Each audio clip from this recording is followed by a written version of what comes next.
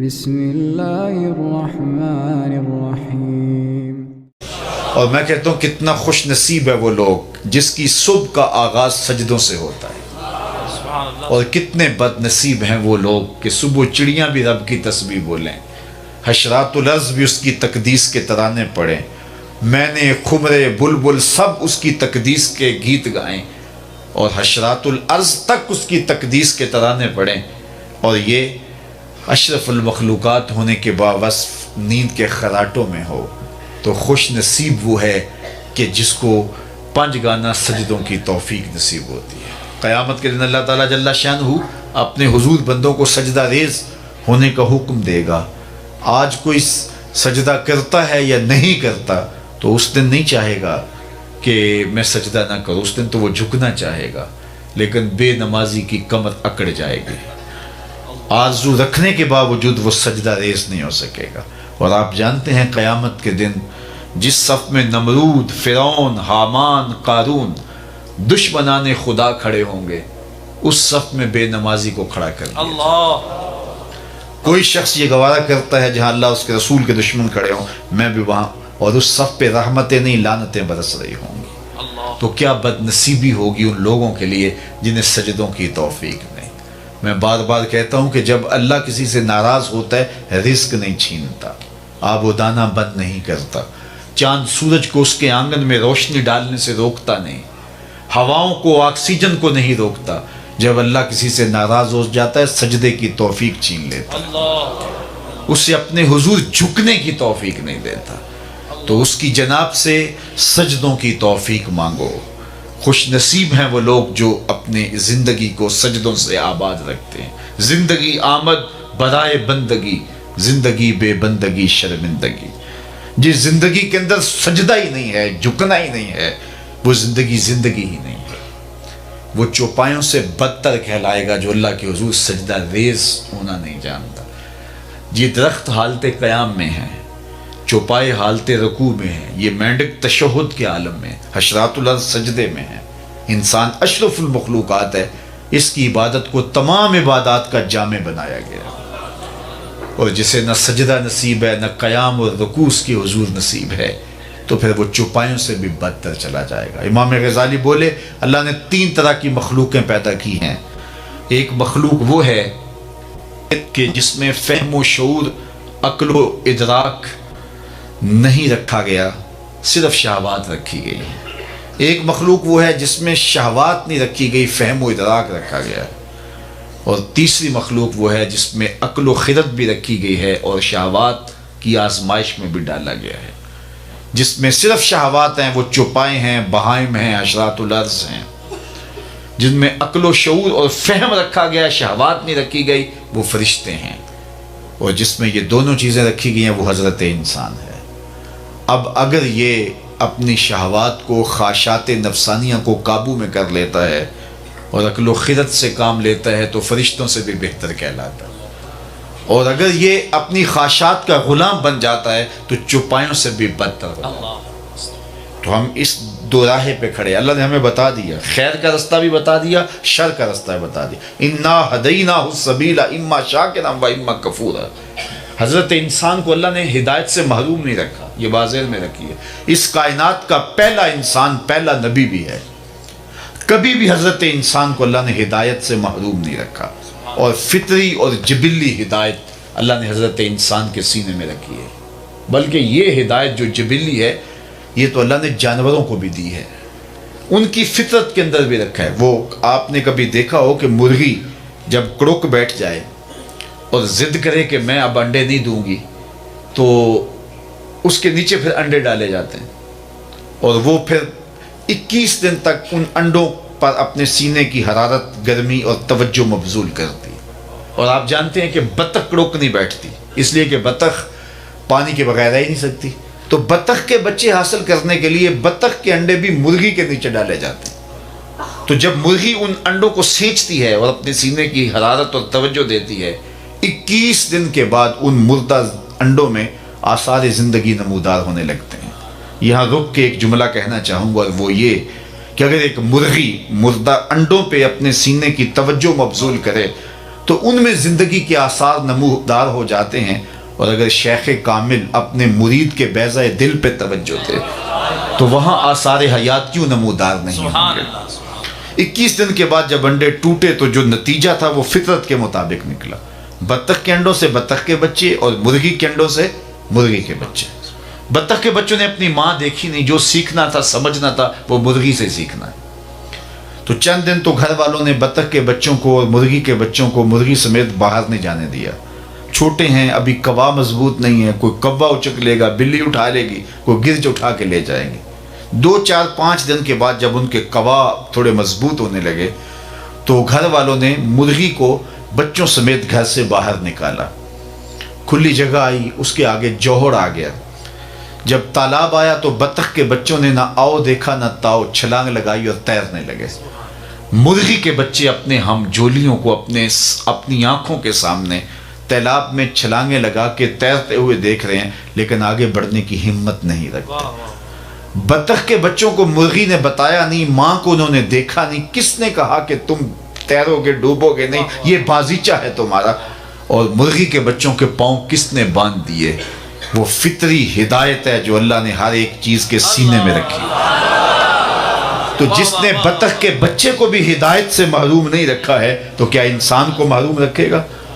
حضور کی مجلس لگی ہے، ہجوم عاشقاں ہیں. ایک صحابی کا نام ہے وابصہ بن معبد رضی اللہ تعالیٰ عنہ. وہ آئے اور بیٹھ گئے. اور آداب مجلس بھی یہی ہیں کہ جہاں جگہ ملے وہاں بیٹھ جاؤ. لوگوں کی گردنیں پھلانگ کر کے آگے آنے سے روکا گیا ہے. صدر مجلس کو اختیار ہے کسی حکمت کے تحت کسی کو آگے بلانا چاہے تو وہ ایک امر آخر ہے. اور جہاں حضور ہوں گے وہاں صدر مجلس کوئی اور تو نہیں ہو سکتا.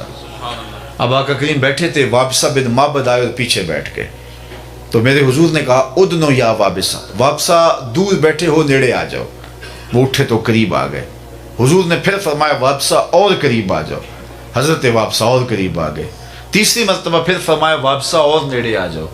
حضرت وابصہ خود کہتے ہیں میں اپنے مقدر پہ قربان جاؤں، میں اتنا نیڑے ہوا، اتنا قریب ہوا کہ میرے گھٹنے حضور کے گھٹنوں سے چھونے لگے. سبحان اللہ. جب اتنا قریب آ گیا نا تو حضور نے مجھے پوچھا وابصہ کوئی سوال پوچھنے آئے ہو؟ میں نے کہا جی حضور میں سوال پوچھنے آیا ہوں. کہا وابصہ جو پوچھنے آئے ہو پوچھو گے یا بتاؤں کیا پوچھنے آئے ہو؟ لوگ تو ترازو گاڑ کے بیٹھ گئے نا. میں تو کہا کرتا ہوں ڈٹھے ورق قرآن دے پھول سارے، تیری شان جیا نہیں کوئی ہور ڈٹھا. سبحان اللہ. تیری شان دا کرے مقابلہ جیڑا انہوں عاشقاں اصلی چور ڈٹھا. کوئی نور آکھے کوئی بشر آکھے، پیندہ رات دنے ایہو شور ڈٹھا. اللہ والیاں گل مکا دیتی تساں ہور ڈٹھا اساں ہور. تم نے حلیمہ کی بکریوں کے پیچھے پیچھے دیکھا ہے، سدرہ پر جبریل کے آگے آگے نہیں دیکھا. اللہ اکبر. تو کہا وابصہ جو سوال پوچھنے آئے ہو وہ تم پوچھو گے یا خود بتاؤں کیا پوچھنے آئے ہو؟ انہوں نے کہا حضور اگر آپ بتاتے پھر تو حد ہو جائے. فرمایا تم خیر اور شر کے بارے پوچھنے آئے ہو، اچھائی کیا ہوتی ہے برائی کیا ہوتی ہے، یہ تم پوچھنے آئے ہو نا؟ عرض کی جی حضور یہی پوچھنے آیا ہوں. تو فضرب علی صدرہ وقال استفت من قلبک. حضور نے یہ 3 انگلیاں جوڑ کے حضرت وابصہ کے دل والی جگہ پہ یوں ماری اور فرمایا تیرے اندر مفتی بیٹھا اس سے ہی پوچھ لے، یہی بتا دے گا خیر کیا ہے شر کیا ہے، اچھائی کیا ہے برائی کیا ہے. یہ میرے اور آپ کے اندر رکھ دی گئی. ہمارا اگر غلطی کرنے لگے ضمیر گھنٹیاں بجاتا ہے تم غلط کر رہے ہو. کسی کی انچ دبانے لگے، کسی کا حق غصب کرنے لگے، کسی پہ ظلم کرنے لگے تو اندر سے گھنٹیاں بجتی ہیں تم غلط کر. یہ فطری ہدایت ہے. تو اللہ نے حضرت انسان کو ہدایت سے محروم نہیں رکھا ہے، اس کو فطری ہدایت سے نوازا ہے. اب یہ غلط راہوں کا مسافر ہو تو یہ جان بوجھ کے غلط راہوں کا مسافر بنتا ہے. تو یہ ہدایت فطریہ کے تحت اپنی زندگی کو خیر کی راہوں پہ ڈالے اور اچھائی کی راہوں پہ چلے تو تاکہ زندگی کا حقیقی نور اور زندگی کا حقیقی جمال اسے نصیب ہو. تو زندگی بہت زیادہ ہم گزار چکے ہیں، بقیہ جو زندگی ہے اس کو اللہ اور اس کے رسول کے نام لگا کر کے اپنی آخرت کی بہتری کا ہمیں سوچنا چاہیے. آج موقع ہے، کل نہیں ہوگا. وقت پر کافی ہے ایک قطرہ بھی آب خوش ہنگام کا، جل گیا جب کھیت برسا می تو پھر کس کام کا. کل کا پچھتاوا سوائے حسرت بڑھانے کے اور کچھ نہیں ہوگا، اور آج کا پچھتاوا کل کی بہتری کی ضمانت ہو سکتا ہے. وہ ایک فقیر تھا بازار میں کھڑا رو رہا تھا تو کسی نے گزرتے ہوئے روک کے کہا بابا کیا مسئلہ ہے، کسی نے مارا ہے، تنگ کیا ہے، کیوں رو رہے ہو؟ اس نے کہا کوئی ایسا ماجرا نہیں ہوا، بس لوگوں کے رویے نے رلا دیا۔ کیا مطلب؟ کہا بس گزر رہا تھا، ان کو دنیا میں کھوئے ہوئے دیکھا، میرے دل میں خیال آیا کہ ان بندوں کی رب سے صلح ہی نہ کروا دوں۔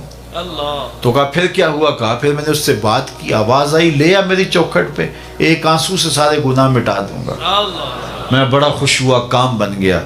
خوشی خوشی آ کے ان کو بتایا، یہ الٹا میرا مذاق اڑانے لگے، جا کے کام کر بابا، تجھے کیا پتا، بچے، کاروبار، زندگی، ہر وقت تم اسی بات میں لگے، جاؤ کام کرو۔ کہا وہ تو مان گیا تھا، یہی نہیں مانے، اور مجھے ان کے رویے پہ رونا آ رہا ہے، ان کی قسمت پہ رونا آ رہا ہے۔ اللہ اکبر۔ اگلے دن وہ شخص دوبارہ گزرا نہ تو قبرستان کے کنارے سے گزرا تو بابا قبرستان میں کھڑا رو رہا تھا۔ وہ پھر رک گیا، کہا بابا کبھی بازاروں میں روتا ہے، کبھی قبرستانوں میں روتا ہے، آج کیا ہوا؟ کہا میری کہانی کل والی ہے۔ کہا کیا مطلب؟ کہا کل ان سے مایوس ہو گیا تھا تو آج ادھر آ گیا، میرا خیال ہی ہوا ان قبرستان والوں کی اور رب کی صلح کروا دوں۔ اس نے بڑی دلچسپی سے کہا پھر آج کیا بنا؟ کہا آج یہ مان گئے ہیں، وہ نہیں مانتا، کل وہ مانتا تھا، وہ نہیں مانے، آج یہ مانتے ہیں، وہ نہیں مانتا، تو آج ہم مان لیں تو وہ تو آمادہ ہے ماننے پہ، وہ تو ایک آنسو سے سارے دفتر بدیوں کے دھو ڈالے، وہ تو مائل بکرم ہے، کوئی سائل تو بن کے آئے، کوئی جھولی تو پھیلا کے آئے۔ التائب من الذنب کمن لا ذنب لہ، گناہ سے توبہ کرنے والا ایسا ہے جس طرح اس کے دامن پہ گناہ کا ایک دھبا بھی نہ ہو، اللہ مٹا دیتا ہے اور اس کو ایسے کر دیتا ہے جیسے ابھی ماں کے پیٹ سے جنم لیا ہو۔ لیکن یہ امید کہ ابھی بوڑھا ہونا ہے، ابھی زندگی پڑی ہوئی ہے، کتنے لوگوں کے جنازے اٹھ گئے یہ سوچتے ہوئے کہ اپنے بڑھاپے میں پہنچنا ہے۔ امام غزالی فرماتے ہیں نظر دوڑا کے دیکھو، تمہیں بوڑھے کم ملیں گے، جوان زیادہ ملیں گے۔ کہا اس کا مطلب یہ ہے بڑھاپے تک سارے نہیں پہنچتے، زیادہ جوانی میں چلے جاتے ہیں۔ پھر فرمایا مزید نظر دوڑا کے دیکھ لو، معاشرے میں تمہیں بچے زیادہ ملیں گے، جوان کم ملیں گے۔ اس کا مطلب یہ ہوا کہ جوانی تک بھی سارے نہیں پہنچتے۔ تو اس لیے قبل اس سے کہ وہ وقت آئے کوئی حجت باقی نہ رہے، یہ مختصر زندگی اللہ اور اس کے رسول کے نام پہ لگا دینی چاہیے۔ حضور کی محبت کا تقاضا بھی یہی ہے کہ ان کی تعلیمات کو اختیار کر لیا جائے۔ میرے حضور نے فرمایا کن فی الدنیا کأنک غریب او کعابر سبیل، دنیا میں اس طرح رہو جس طرح کوئی اجنبی رہتا ہے یا سڑک عبور کرنے والا۔ جب سڑک عبور کرتے ہیں تو آپ دائیں بائیں سے دیکھ کے گزر جاتے ہیں، بس زندگی گزار جاؤ، حقیقی منزل ہماری آخرت ہے، اور جس نے آخرت کو بھلا دیا، آخرت سے غافل ہو گیا، اس نے اپنا سخت نقصان کیا۔ قیامت کے دن میں نے تو یہ بھی پڑھا ہے کہ نیکوکار بھی پچھتائیں گے۔ بدکاروں کا پچھتانا تو سمجھ میں آتا ہے، نیکوکار کیوں پچھتائیں گے؟ جب اپنے اچھے اعمال کی جزا دیکھیں گے تو پچھتائیں گے، ہائے جو چند لمحے ضائع کیے وہ بھی کیوں ضائع کر دیے۔ لیکن اس وقت کے پچھتانے سے بہتر ہے کہ میں اور آپ اپنی اس مختصر زندگی کا اب محاسبہ کریں۔ حاسبو قبل ان تحاسبو، اس سے قبل کہ تمہارا حساب کیا جائے تم اپنا حساب خود کر لو۔ یہ ہم عمرے پہ جاتے ہیں نا، تو جب واپسی کے لمحے ہوتے ہیں تو میں دیکھتا ہوں ہر بندہ اپنا سامان تول رہا ہوتا ہے۔ میاں کیوں سامان تول رہے ہو؟ ایئرپورٹ پہ جا کے پریشانی نہ بنے، تو پہلے ہی سامان تول کے کہ زیادہ نہ ہو جائے، بوجھل نہ ہو جائیں، ایئرپورٹ پہ مسئلہ نہ بنے۔ حالانکہ اگر ایئرپورٹ پہ مسئلہ بھی بن جائے تو 4 ریال دیں گے تو گزر جائیں گے، لیکن اس کے باوجود تول رہے ہوتے ہیں کہ وہاں پریشانی نہ بنے، وہاں کی پریشانی کا حل ہے، لیکن آخرت کا اگر وزن بھاری ہو گیا اس کا کوئی حل نہیں۔ اللہ اللہ اللہ اللہ۔ اس لیے حاسبو قبل ان تحاسبو، اس سے قبل کہ تمہارا حساب کیا جائے، ضمیر کی عدالت میں اب ترازو گاڑ لو، دیکھو تم کہاں کھڑے ہو۔ جو بدیاں کی ہیں وہ تو کنفرم ہے بدیاں ہیں، جو نیکیاں کی ہیں اگر ریا ہے تو لٹ گئی، کچھ پلے نہیں ہے۔ اگر غرور تکبر آ گیا، عجب آ گیا، پھر بھی سب کچھ ضائع ہو گیا۔ کتنی نیکیاں ہیں اور کتنی برائیاں ہیں، اور ہم ایک احکم الحاکمین کے حضور حاضر ہونے والے ہیں۔ تو اس مختصر زندگی کو اللہ اور اس کے رسول کے نام پہ لگا کر کے اللہ کے لیے زندگی گزارو۔ یہ زندگی بھی اچھی، وہ زندگی بھی اچھی، لیکن میرے حضور نے فرمایا کہ قرب قیامت کے فتنوں کا جب ذکر کیا تو مجھے اس بات کا ڈر نہیں کہ تم شرک میں مبتلا ہو جاؤ گے، مجھے اس بات کا ڈر ہے کہ تم دنیا دار بن جاؤ گے۔ آج ہم مادیت زدہ ہو گئے ہیں، سویر سے لے کر شام تک ہماری دوڑ ہی مادی ہے۔ آنکھ بھر جاتی، پیٹ بھر جاتا ہے، آنکھ نہیں بھرتی۔ شیخ سعدی فرماتے ہیں کہ آنکھ کو یا تو پھر صبر اور قناعت بھرتا ہے یا پھر قبر کی مٹی بھرے گی۔ اور رومی بولے کوزائے چشم حریصاں پر نشد، تا صدف کانے نشد پر در نشد۔ حریص کی آنکھ کا پیالہ نہیں بھرتا۔ بندے کو پوچھے، وہ کہتا ہے بس جی جو ہے وہ یہ اسی لیے کر رہا ہوں، پیٹ کے لیے لگا ہوا ہوں۔ پیٹ تو 2 روٹیاں صبح مانگتا ہے، 2 دوپہر کو، 2 شام کو۔ پیٹ کا اتنا لمبا چوڑا کوئی مطالبہ نہیں ہے۔ ہمارے پاس تو اتنی دولتیں ہیں کہ ماضی میں لوگوں کے پاس اتنی دولتیں ہوتی نہیں، نہ اتنی سہولتیں بادشاہوں کے پاس تھی جو آج عام لوگوں کے پاس میسر ہیں۔